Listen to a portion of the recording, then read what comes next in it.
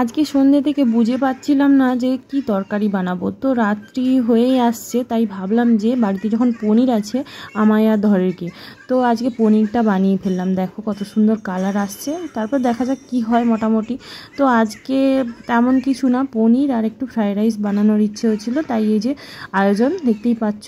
আর বিশেষ করে তোমাদের দাদাভাই হেল্প করছে আমাকে আজকে। আর ওকেই বলছিলাম দেখো আমার দিকে একটু তাকাও, বুঝতে পারছে না যে আমি ভিডিওটা করছি। আর বাড়িতে কিছু গেস্ট এসেছে, গেস্ট বলতে কি জানো, গেস্ট কিন্তু নয়, আমার মা আছে আর হচ্ছে দাদা বৌদি এসেছে আর আমার ভাইজি, ওরা নাচের ক্লাসে গিয়েছিল, তারপরে আমাদের বাড়িতে এসেছে। তো ভাবলাম যে ওরা খাওয়া দাওয়া করেই যাবে, তাই জন্য রান্নাটা বসিয়ে দিয়েছি তাড়াহুড়ো করে। তো দেখো কি কি রান্না হয়েছে, চাটনি হয়েছে খেজুর আমসত্ত্ব দিয়ে, আর এদিকে মিষ্টি, ফ্রাইড রাইস, সাদা ভাত, আর হচ্ছে পনিরের তরকারি, সব কিছু হয়েছে। যে পনিরটা কত সুন্দর লাগছে দেখো, একদম লাল লাল টকটকা হয়েছে। যাই হোক, স্লাইড কেটে নিয়েছি। আর এদিকে দেখো সবাই আছে এখানে, কত আনন্দ করছে বাচ্চারা সবাই একসঙ্গে, বড়রাও আনন্দ করছে, বেশ ভালো লাগে বলো সবাই একসঙ্গে হলে। যাই হোক, তো ওদের এবার খেতে দিয়ে দিয়েছিলাম, কিন্তু খেতে দিতে দিতে আমি ভুলে গিয়েছিলাম যে ওদের একটু ভিডিও করতে হবে। তো খাওয়ার ভিডিও করতে পারিনি, কিন্তু খেয়ে ওঠার ভিডিওটা করে নিয়েছি। আর এইদিকে সবাই হাত ধোয়া করছিল, তারপরে এই যে বসে গেলাম আমি নিয়ে খেতে। আমার তো ভিডিও করে দেওয়ার কেউ নেই, আমি সকলেরই ভিডিও করতে থাকি। দেখতেই পাচ্ছ পনিরের তরকারি আর এই যে ফ্রায়েড রাইস, তো দারুণ হয়েছিল, টেস্টি, মানে একদম আমার এখন ভয়েস দিতে দিতে আমার জিভে জল চলে আসছে।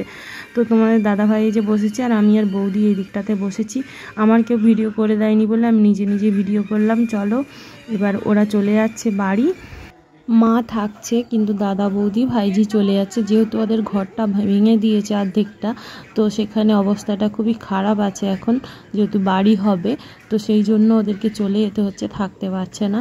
তো এখন চলছে প্রণাম পর্ব, পরের পর সবাই সবাইকে প্রণাম করছে, এটাই মজার। বৌদি আমার থেকে বয়সে ছোট কিন্তু সম্মানে বড়, তাই আমি প্রণাম করতে গেছিলাম, কিন্তু বৌদি কখনো প্রণাম নেয় না আমার।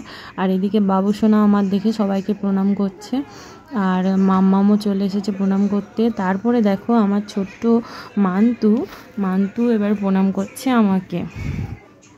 তো এটাই ভালো লাগে, ছোটোগুলো আমাদের দেখে শিখছে, দেখো এইভাবেই ছোটরা আমাদের দেখে শিখে। আর মান্তু আমার কাছে থাকতে চায়, কিন্তু এখন থাকতে পারছে না, এই জন্যই।